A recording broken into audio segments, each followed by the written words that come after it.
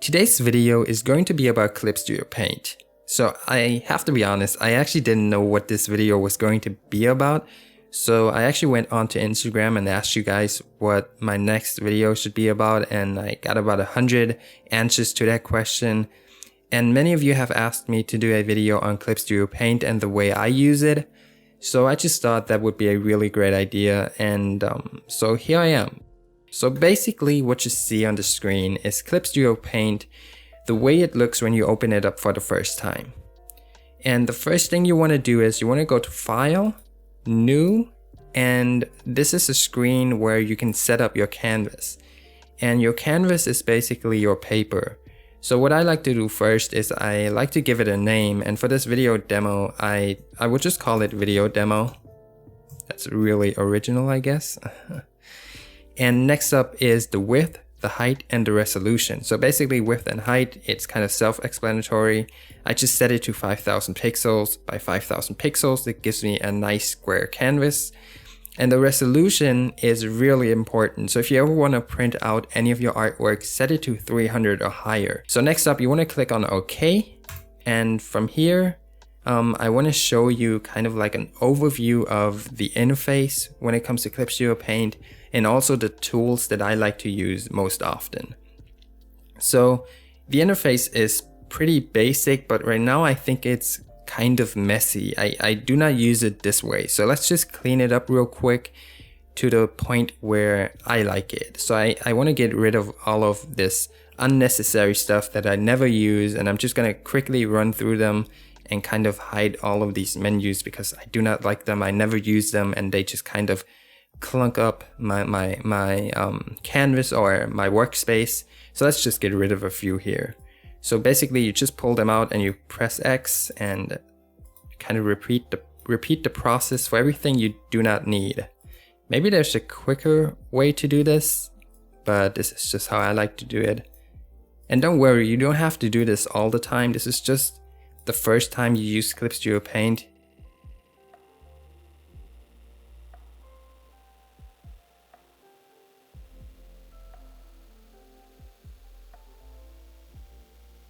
And basically this is how I like to use Clip Studio Paint.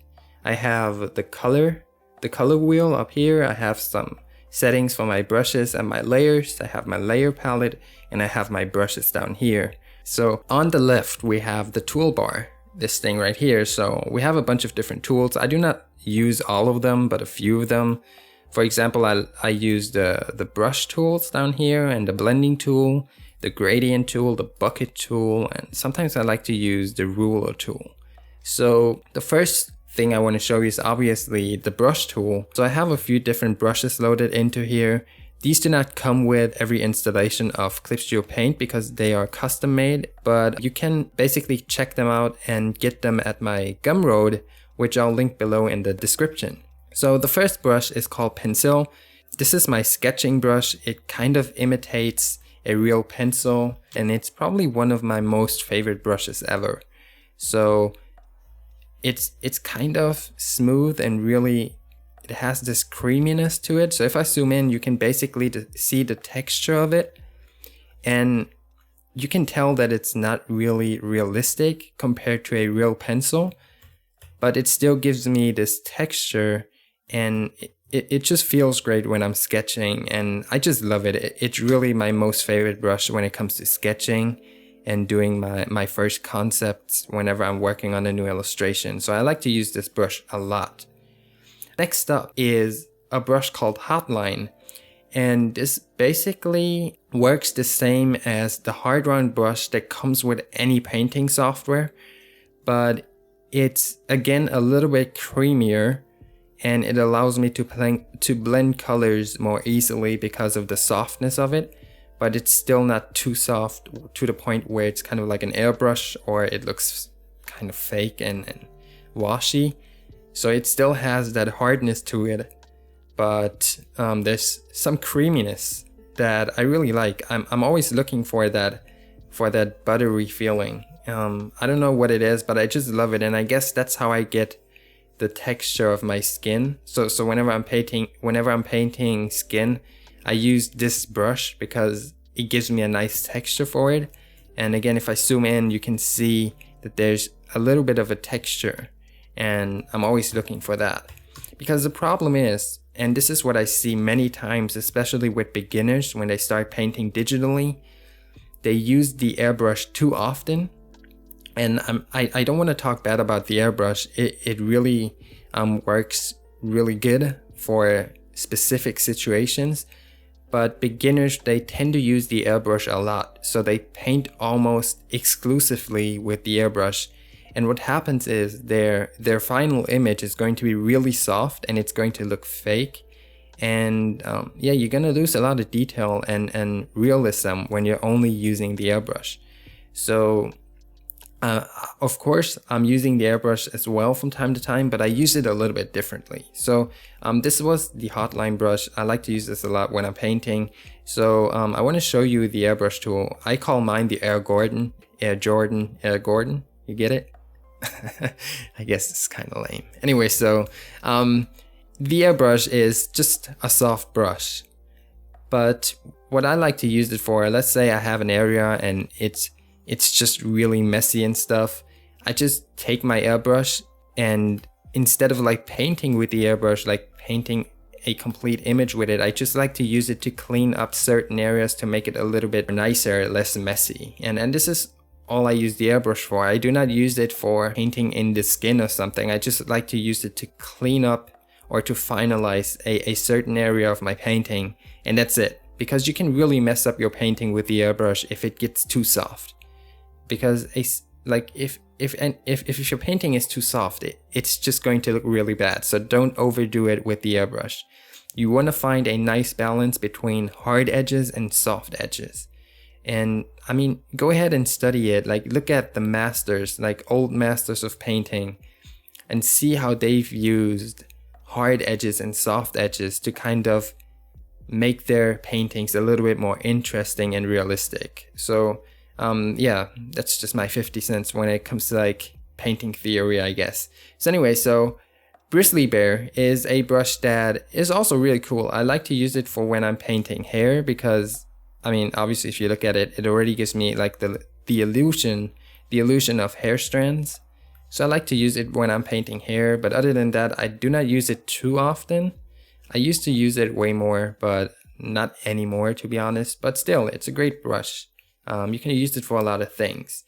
So one thing that I like to do with my brushes, and why I switch them up so often, is because when I'm painting digitally, and this goes like it kind of goes along with the airbrush. The problem is that digital paintings look too perfect or too clean many times.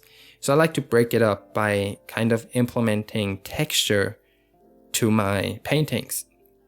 So I add texture with different brushes. So I have a brush called Blockbuster, and when I'm painting with it, you can see that it kind of has this really rich texture to it.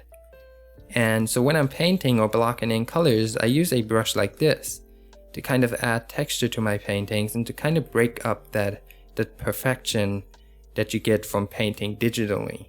Because I really don't want that clean look. Because if you look at like realistic paintings, they always have texture from the brushes and the different materials and paints. And that's what I kind of want to replicate when I'm painting digitally. And I do that by switching up my brushes and kind of adding texture back into the painting with these different brushes. And I have all kinds of different brushes to do this. I have a brush called Jitters, and basically this brush switches between your foreground and your background color, and it adds a really nice effect. So as you guys can see, if I press really lightly onto the pen, it paints kind of bluish, and if I press harder onto it, it paints pinkish. And yeah, it's just to break up that perfection that happens when you're painting digitally. And I see this oftentimes when I look at digital paintings or digital artwork. It's just so clean and there's no life to it, no character. And so I really would advise you guys to kind of introduce some texture to your paintings, just to kind of add some life back into your art. And so yeah, this is just a quick overview of some of the brushes that I use. Again, you can download them at my Gumroad shop. I'll post a link below in the description and you can check them out. and see if you like them or not, and you can always kind of manipulate them later on to fit your personal painting style. This is what I do all the time. I just kind of play around with my brushes and I change them all the time. So sometimes I'm not happy with them and I just edit them to the point where I'm happy with them. So moving on, we have an eraser. I'm not going to explain the eraser tool. We have the blending tool. The blending tool is also awesome in Clip Studio Paint, and I use this a lot. Like, believe me, I use this so often, and this is probably one of the main reasons why I do not switch programs. This is why I stay with Clip Studio Paint. It's probably because of the blending tool. It's so awesome. So basically, it just blends your colors. So let's just paint something right here and I can show it to you a little bit better. So let's just take a blue color, pink, what else? Maybe yellow. And so the way I would usually blend colors is, and I still do this, it's kind of like a mixture. You don't want to use only one technique, but the way you would blend colors usually is you select one of the colors and paint into the other one, and then use your color picker to paint back into the other one until you have a nice and soft gradient going on. And this is how you would blend colors. So this is really awesome. But another way I like to do it is by using the blend tool. So I go to the blend tool over here. It's the symbol with the 2 water drops. And what you do is you basically just wiggle your pen between the 2 colors you want to blend.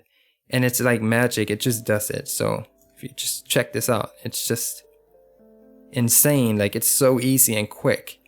And I just love this technique. It's so much fun. And I know that Photoshop has something similar called the smudge tool, but it's in no way as good as the blend tool in here in Clip Studio Paint. So this is probably my favorite feature of Clip Studio Paint, if I'm really honest.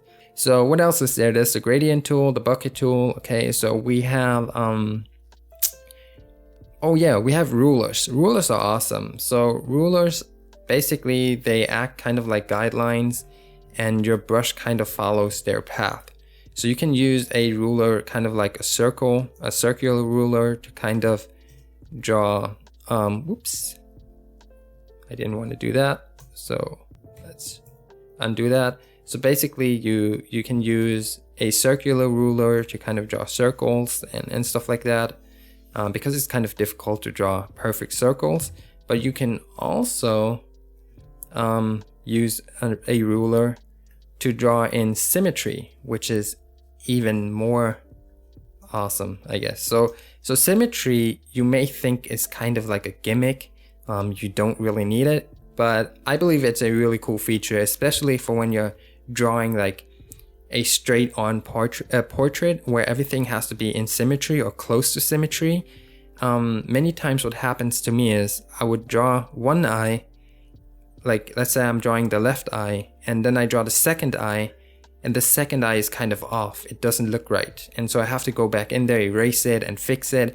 And so with symmetry, you're already drawing in symmetry and everything is going to be perfectly symmetrical.